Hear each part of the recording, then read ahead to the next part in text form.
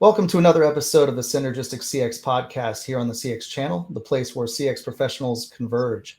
I'm Erik Brooks, and with me as always is Cristiani Oliveira and Emil Tsankov from the CX channel team. Emil, you're on site at a special event today, thousands of miles away from home, right?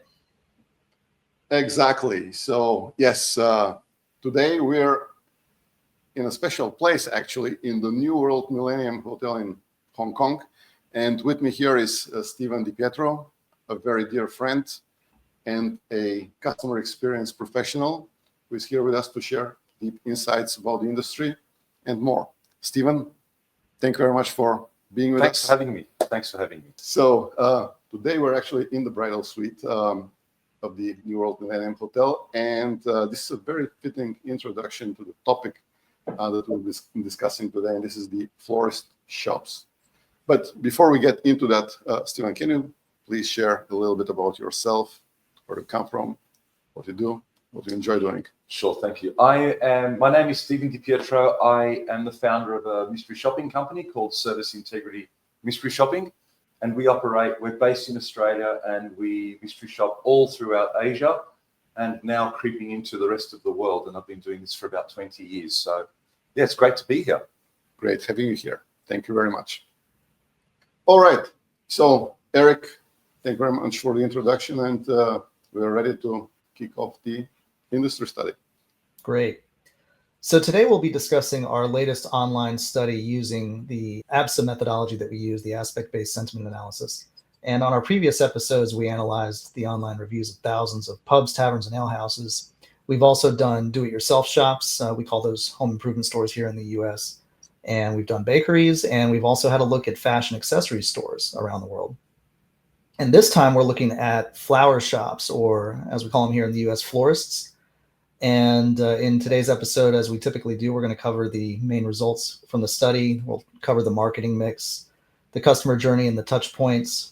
And as always, we'll also analyze our moment of truth. That's always a real exciting results viewing. And we'll talk about how to create a starter voice of the customer survey for flower shops. And then at the end of this episode, we'll have a deeper conversation with our special guest, Steven, who I'm terribly excited to have on the podcast. As always, for our audience, the detailed results of our flower shop study will also be available in this month's Synergistic CX magazine, which you can always download for free from our website at cx-channel.com. So, Steven, we all know that traditional flower shops sell flowers, but the flower business goes well beyond just buying a one-off bouquet, for a date or a special occasion or something like that. You were talking, for example, about stores at one point that also sell for large events such as weddings. What's the importance of customer experience for those occasions? Like, Thanks, you're sitting in the bridal room, right? We are sitting in the bridal room.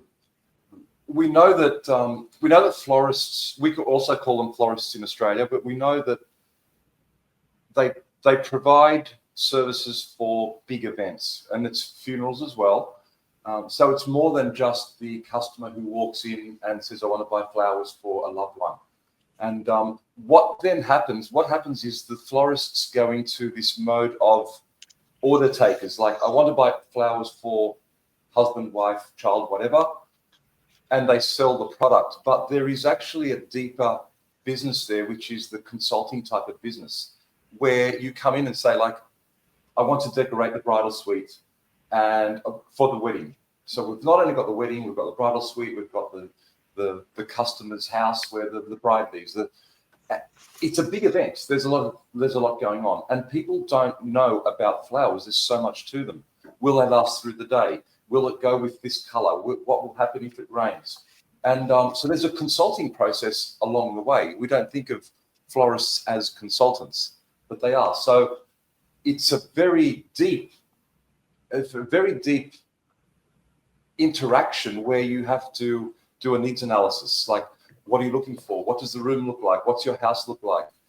What's your wedding dress look like? And you have to go through all of those questions, and then you have to provide the solution. So it's not just, I need to buy roses for Valentine's Day.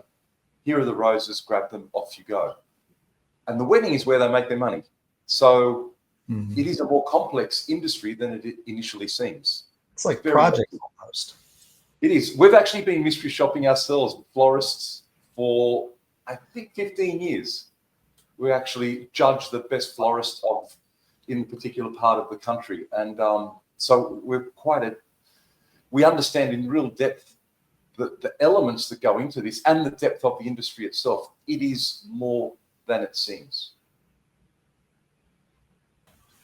Was it kind of a shock to you at first when you first stepped into the industry 15 years ago in this particular segment? Was it eye-opening, or did you already have a lot of experience there with that? We had no experience in florists. This industry, the experience you have in an industry is not relevant. What's relevant is the customer journey. And I know we're going to talk about that later. The customer journey tends to be the same regardless of the industry. So when we're talking to a potential new client, the first question is, oh, do you have any experience in our industry? And I kind of hold myself back and say, well, I know in my head, the customer journey, there are different elements, but it's pretty much the same. At the most basic, there's an introduction and there's a potential sale. And the things along the way are pretty similar regardless of the industry. There's a needs analysis, there's a presentation of your store or of your brand, and there's a closing of the sale, there's a knowledge piece. So they tend to be the same regardless of the industry. So I am now less surprised by the fact that most industries are very similar. That's good insight. Okay. Well, great. Let's move on with our next slide here in the presentation, and we'll have a look at our objectives. We're trying to assess the impact of digital influence and also investigate response strategies to how stores respond to customer feedback. And we'll look at the marketing mix, like we mentioned. We'll look at the customer journey. That's always a great part to look at, like Steven just mentioned. And we'll look at the various ways to improve the customer experience in this particular micro industry. Cristiani, you want to talk to us about the sample and such here? Yes, thank you, Erik. But before that, I would like to also appreciate the fact that Steven is with us today, as we are friends for almost 20 years. So our industry sample today is composed for about almost 2,000 places, and we have gathered almost 13,000 reviews, which means that we have a confidence level of 99.5% and an error margin of 2.5%. So it's a very strong sample of online reviews. So our sample is well divided with online reviews from Europe, Middle East, and Africa with 33%, and Asia Pacific with over 46%, and then Americas with 20%. In terms of results, we have a very strong distribution in terms of 5-star results, which means that we have a very good review for this particular industry, and we have very low representation in terms of 1-star reviews. What we see here is that we have strongest reviews in Americas than we have in the average. And in Asia Pacific, the scores are lower in terms of 5 stars compared to the other regions. When we go deeper into the details, and this is something that I would like to ask the opinion of Steven a little bit later, is in terms of what we call the critical review response time, the CRT. And this measures the amount of time that stores take to respond to negative reviews made by customers on online platforms. So we have measured something that's called excellent, when the store responds to negative reviews within 24 hours, fair, when they have a response within 72 hours, critical, when there is a response more than 72 hours, and totally critical, when there's no response at all. And what we can see in this graphic here is that globally, about 8% of the total negative reviews do not get a response at all. And from our experience from previous studies, this is quite common, actually. We have had particular industries that have even higher values of industries that do not respond to negative reviews. And this is something that I would like to ask your opinion, Steven, in terms of complaints management. How do you see these results of businesses that think that they can simply ignore online reviews from customers in online platforms? It's interesting in that, again, it's not surprising. And the reason it's not surprising is that number one, there are lots of places to leave online reviews. So it is difficult to manage all of those. But if you're in the florist industry, for example, you know it's going to be the big 2 or 3 places to do the reviews. So there really isn't an excuse. It's kind of a little bit of an excuse to say, oh, there are so many, we can't get our heads around it. The reality is that they are so busy doing other things that they leave this behind. And they forget, and this is what we see often, the owners of stores or the managers forget that they too are consumers. So the very person who will leave a bad review is the same person who will not read their bad reviews, because we kind of disconnect our actual life as a consumer from our life as the store owner. So there really isn't an excuse. Now, the 80% again is not surprising, because there's another element where what they do is they forget that it's so important, because just because I, as the owner, I might not leave reviews. I might not believe in them.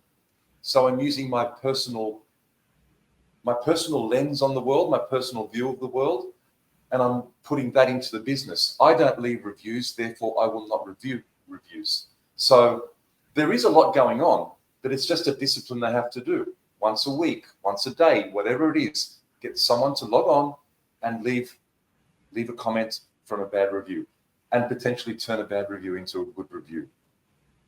In the mystery shopping industry, we also get bad reviews from our mystery shoppers. If someone doesn't do the right thing, we don't pay them. They go online and they leave a horrible review wherever. We have to get in there and say, well, sorry, but the reason this person or you didn't get paid, or this didn't happen the way you wanted it to, was because of these reasons. We'll try to work with you in the future, or whatever it is, but you have to answer them. What you say is less important than actually saying something. So that's a long way of saying I'm completely not surprised. If brands are so eager to get feedback from customers, why are they not paying attention? Well, because they're not eager to get feedback, because the marketing department is measured on their key metrics tend to be cost per lead, conversions, new customers.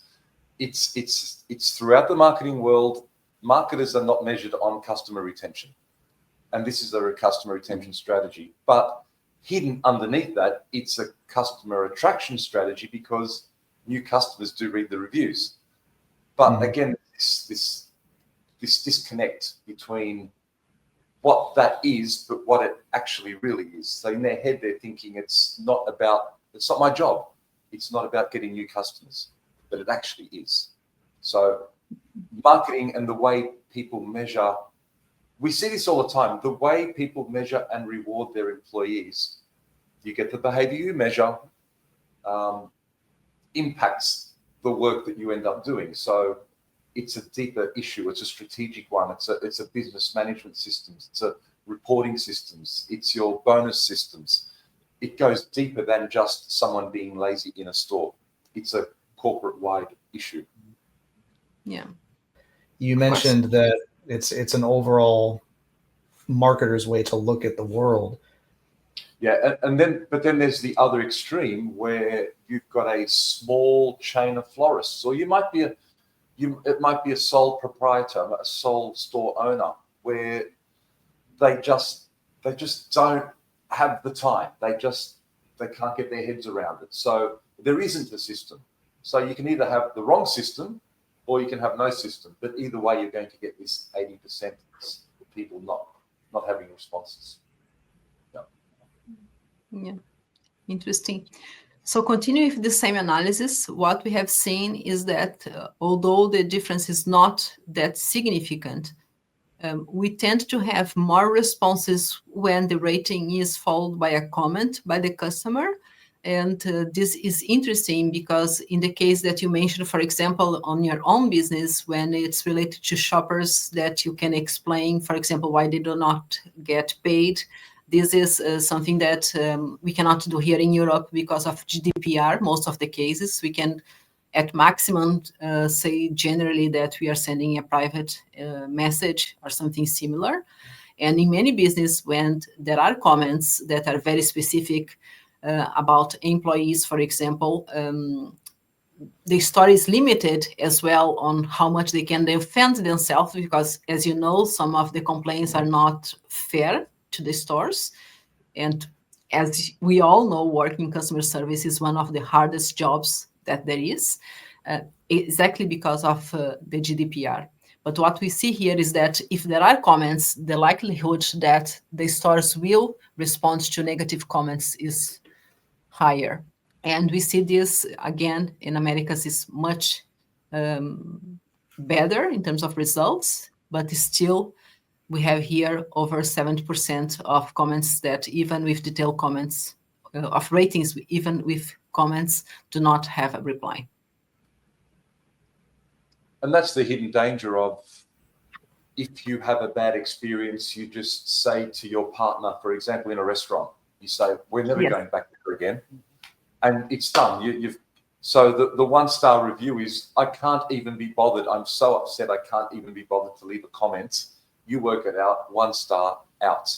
And that's the danger, that you think as the store owner, that 1 star is less important than the one with the comment, because the one with the comment took the time to leave me a comment, and therefore it's more real. There is context. That's right. And it's a real danger, because the one that didn't leave the comment is actually a lower 1-star rating than, because if you leave a comment, you're almost hoping like, this was not good, but please make it better.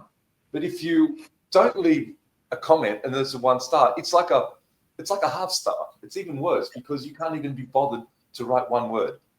You're not worth 45 seconds of my time. You get 1 tap and that's it. Yes, it's true. And it's true with the positive experiences as well. So continue with our presentation of the study's result. We are now analyzing the marketing mix. And here what we can see is extended analysis of the traditional 5 Ps. And what we can see here is that in terms of prevalence, product, people, and process represent almost 8% of the analyzed elements. And see here we have more detail. Particularly what we can see here is something that stands out, is that although some aspects of pricing, and price is something that is not only the price of the product, but includes promotion, includes transparency in pricing, in payment, for example. But price in general is just the 6th most important thing in terms of the marketing mix. The most important ones are product, people, and process, and then followed by place. Product, for example, it's responsible for 8-9% of the total. So in terms of product, we have here the quality of the product, and the service itself, it represents almost 20% of the total importance that is given in the marketing mix, followed by the floral assortment. And then in terms of people, which is the customer service itself, is almost 50% is the attitude of the florist. So is how the customer experience goes in the customer journey. And the second most important aspect is the expertise and knowledge. Okay, so Chris, I'll take the opportunity to ask Steven a question here about the florist attitude, expertise, and knowledge. And what we see here is that the customers talk a lot about those features of the people element of the marketing mix. So why do you think this is important, Steven? Why do people talk about it so frequently? Yeah, I want to talk about, of those 3, I think the one that is most important, but not given the importance it requires, is knowledge. We did our own study many years ago, and we asked questions of consumers. We had paired questions. So when you're in a customer service environment, what's more important, price or knowledge? Knowledge or attitude? Attitude or price? So we did paired questions. And the one that came out ahead of all of the others was knowledge, which you don't think of from a customer service perspective. The most obvious thing is you would say, oh, that person was rude, they weren't enthusiastic, their attitude was wrong, whatever you perceive wrong to be. But actually knowledge trumps all of them. So it's something that, again, in an industry like florists, I go back to organizing the wedding. I go back to, oh, my parent is in hospital and they're sick and I want to give them something that will last 1 week in air conditioning. There are so many technical aspects of buying flowers that we don't think about. We think of it as just this joyous occasion. Often it's not. It's stressful. It's a wedding. It's a funeral. So it's not rare, but it's not just the simple, I'm going to stop at the florist, buy some flowers and go home. That's not what we're talking about, because that's almost easy, because that's when you look at store presentation, how quick was the purchase, did they smile, you get out of there quickly, get in your car, go home. There's less opportunity for that to go wrong. It's the knowledge piece. And I think that's really discounted in the minds of someone doing strategy or someone just owning a sole entrepreneurial store. So yeah, I think from that perspective, I would zoom in on knowledge. Make sure you know what you're talking about. And then it's how do you portray knowledge? It's things like those flowers, how long is your drive home? So we can even put it into that context. Oh, it's half an hour. Well, then I'd better give you a thing to do the thing, put the sachet in the water, and there's a knowledge piece. And you go back there as opposed to just grabbing something, because you can do that at a gas station or a service station. You can stop, buy a flower and leave. Why don't we do that? Because you want something a bit more special. That's why you go to the florist. So yeah, I would zoom in on the knowledge piece, and almost irrespective of the industry, zoom in on knowledge. It is coming back ever so often. Still, it is a very strong marketing mix, I would say. It Yeah. is. Yeah. It Probably is. the strongest we've seen so far. Yep. Yeah, it is. It was one of the strongest that we've seen so far. So in terms of the key takeaways, our recommendations here is respond promptly to critical reviews, focus on efficient review management, and strong focus on product, because as Steven was saying, product is very specific, and people and process in terms of knowledge and having a smooth experience in all the customer journey is essential for this market.